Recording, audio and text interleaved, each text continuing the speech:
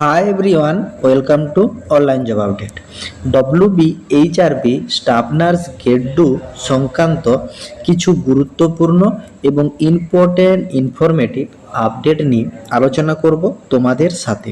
তোমরা সকলেই জানো আমাদের মুখ্যমন্ত্রী শুভেন্দু অধিকারী মহাশয় বেশ কিছুদিন আগে তোমাদের কিন্তু একটা সংবাদ মাধ্যমে জানিয়েছিল যে 3 মাসের মধ্যে তোমাদের কিন্তু নিয়োগ পদ্ধতি হতে চলেছে রাজ্যের যে সমস্ত নার্স এবং মেডিকেল অফিসারদের যে সমস্ত পদগুলো আছে বিভিন্ন রকম হাসপাতাল সেক্টরগুলিতে।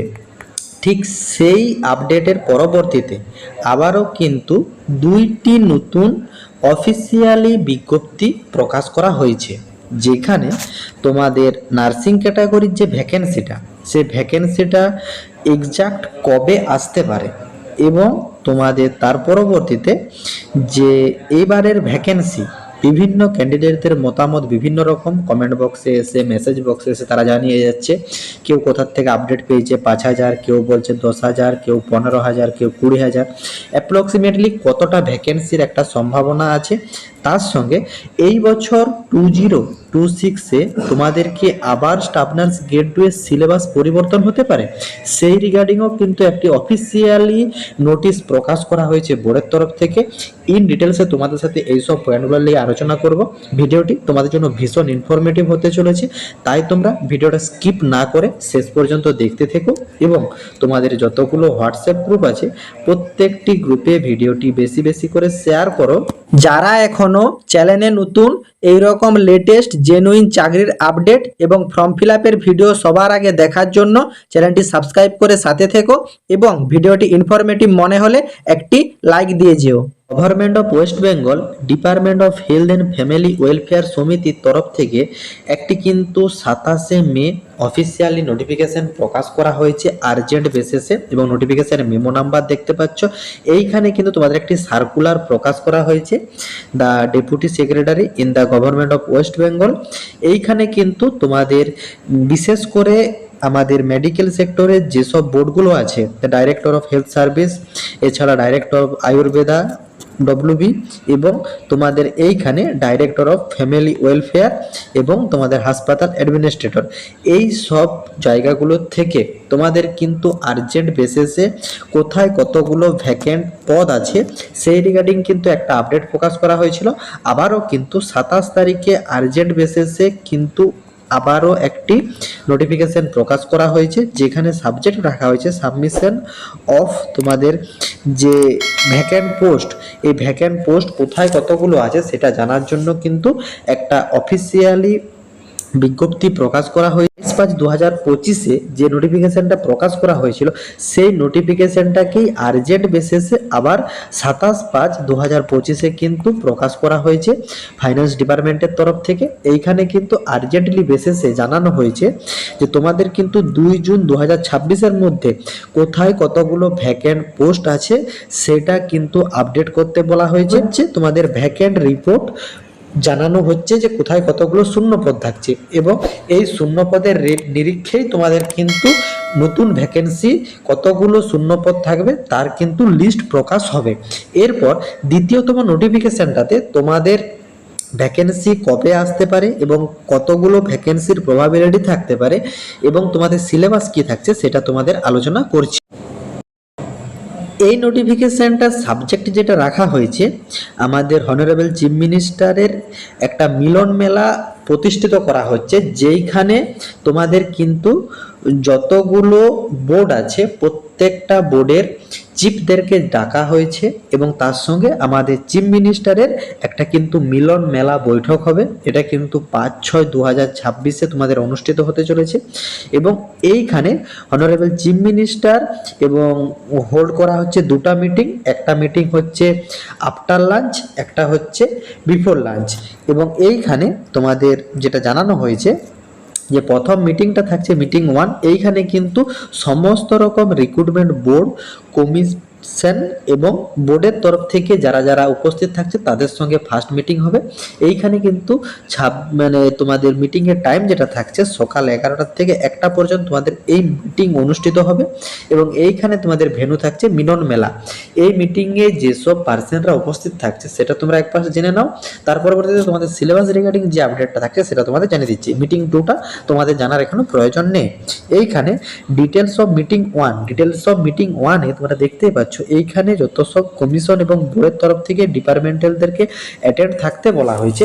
এইখানে কিন্তু West Bengal public service commission, finance department এবং তোমাদের West Bengal staff selection commission বোর্ডের তরফ থেকে এই বোর্ডকে উপস্থিত থাকতে বলা হয়েছে। তার সঙ্গে West Bengal central school service কমিশনের তরফ থেকে উপস্থিত থাকার জন্য জানানো হয়েছে।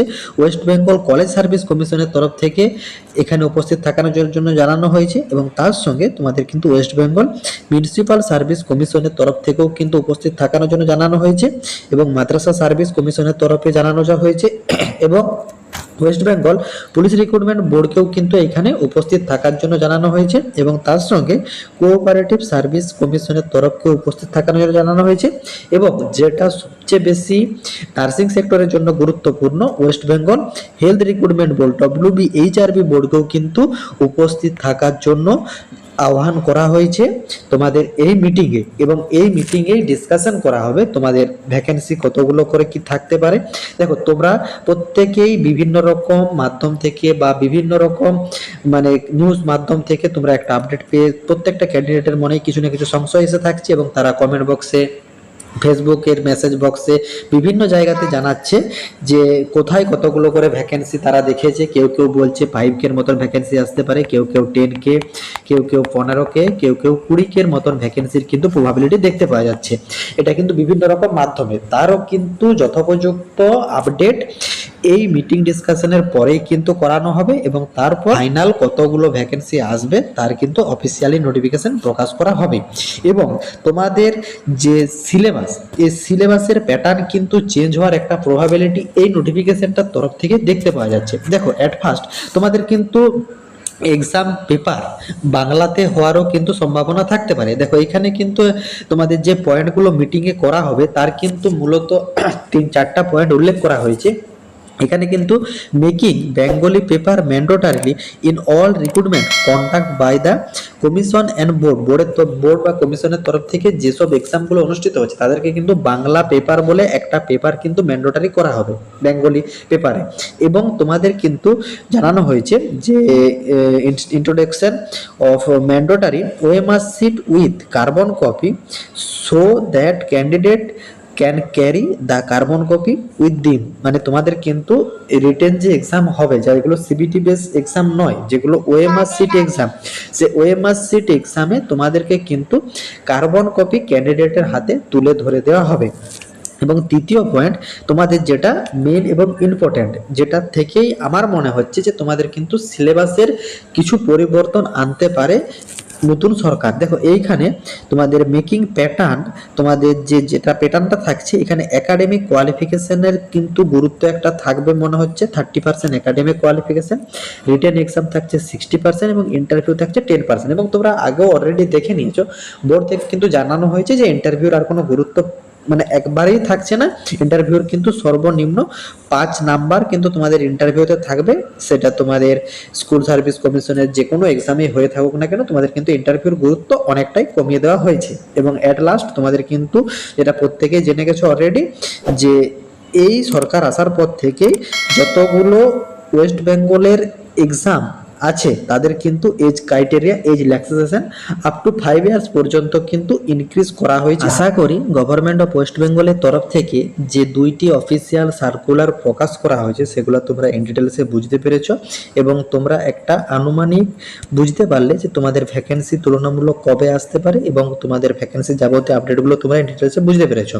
তো যেসব সিরিয়াস ক্যান্ডিডেটরা আমাদের মাধ্যমে স্টাফ নার্স গ্রেড 2 এর এক্সামের প্রিপারেশন নিতে চাও তোমরা কিন্তু কমেন্ট বক্সে কমেন্ট করো। বোর্ডের তরফ থেকে যে সিলেবাস প্রোভাইড করা আছে সেই সিলেবাসের প্রত্যেকটা টপিকের উপর important question, study materials, guidance এবং তোমাদের কিন্তু সিলেবাস কমপ্লিট হওয়ার পর কিন্তু মক টেস্টেরও ব্যবস্থা থাকছে। যেসব ক্যান্ডিডেট আমাদের মাধ্যমে স্টাফ নার্স গ্রেড 2 এর এক্সামের প্রিপারেশন নিতে চাও তোমরা কিন্তু কমেন্ট বক্সে কমেন্ট করো এবং তোমাদের যদি এই আপডেট সংক্রান্ত কিছু কোয়ারি থাকে সেটা তোমরা কমেন্ট বক্সে কমেন্ট করো এবং তোমাদের যে মতামত সে মতামত তোমরা কমেন্ট বক্সে কমেন্ট করো। টাটা।